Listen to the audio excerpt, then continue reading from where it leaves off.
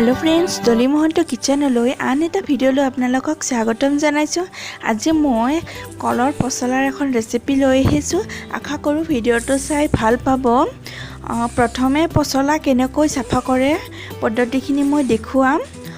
মই ভীমকলৰ এমিটাৰ কলৰ পলি কাটি ওপৰৰ 2-3 অংশ দাঁত যেটো অংশ থাকে সেই পচলাৰখিনি পেলাই দি কমল অংশখিনি ভিডিঅ'টো দেখুৱাৰ দৰে ওপৰৰ দাঁত বাকলিখিনি গুছুৱাই ভালদৰে লৈ লৈছো। এটা পাত্ৰত গুছাই লোৱাখিনি লৈ এনেকৈ ভিডিঅ'টো দেখুৱাৰ দৰে ৰাউণ্ড কৈ মিহি মিহিকৈ কুটি লৈ লৈছো। ৰেডি হৈ গৈছে। এতিয়া মই এটা ষ্টিলৰ গিলাস লৈ লৈছো। এতিয়া ষ্টিলৰ গিলাসৰ সহায়ত এতিয়া মই আকৌ অকমান মিহিকৈ এনেকৈ ভিডিঅ'টো দেখুৱাৰ দৰে মিহি কৰি লৈ লৈছো।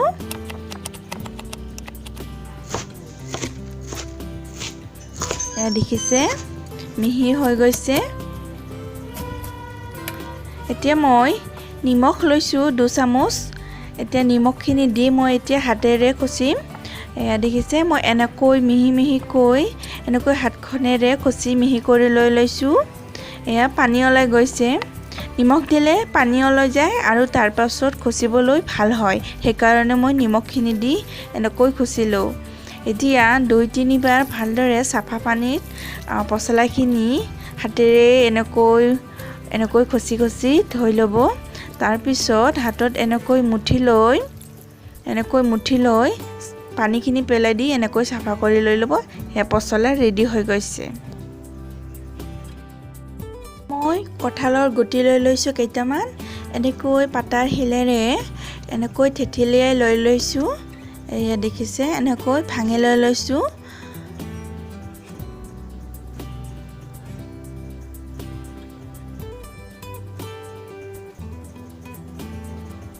দেখিছে মই এইখিনি কঁঠালৰ গুটি থেথিলিয়াই লৈ লৈছো।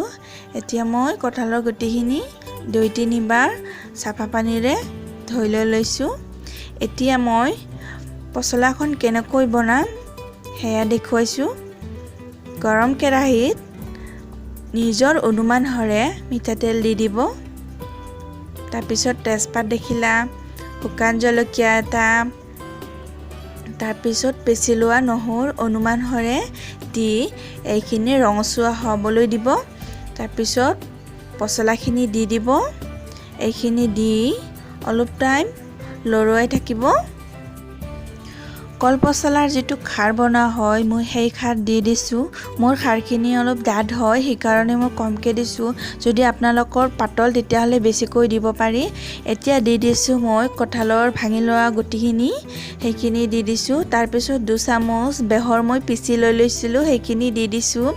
এতিয়া দি 2-3 মিনিট মই এনেকৈ লৰুৱাই লৈ লৈছো।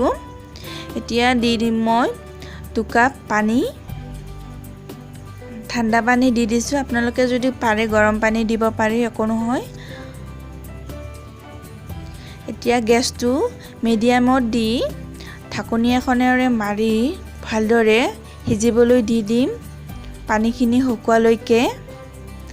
দেখিছে উতাল আহি গৈছে। ঢাকনিখিনি গুচাই দিয়া হৈছে। এতিয়া আকৌ অলপ সিজিবলৈ দিম।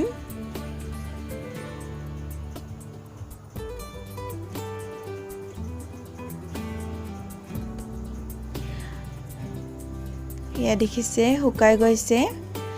কঁঠালৰ গুটি সিজি গৈছে। যদি সিজিবলৈ অলপ দেৰি লাগে তেতিয়াহলে গম পাবা খাৰটো কম হয়। তেতিয়াহলে খাৰটো আৰু দিব পাৰে। মোৰ সিজি গৈছে। দেখিছে পানীখিনি শুকাই গৈছে। ৰেডি হৈ গৈছে। যদি ভিডিঅ'টো চাই ভাল লাগে তেতিয়াহলে লাইক শেয়াৰ সাবস্ক্ৰাইব কৰিবলৈ নাপাহৰিব আৰু কমেন্ট কৰি জনাওক কেনেকুৱা পালে। আজিলৈ ইমানে। Bye bye.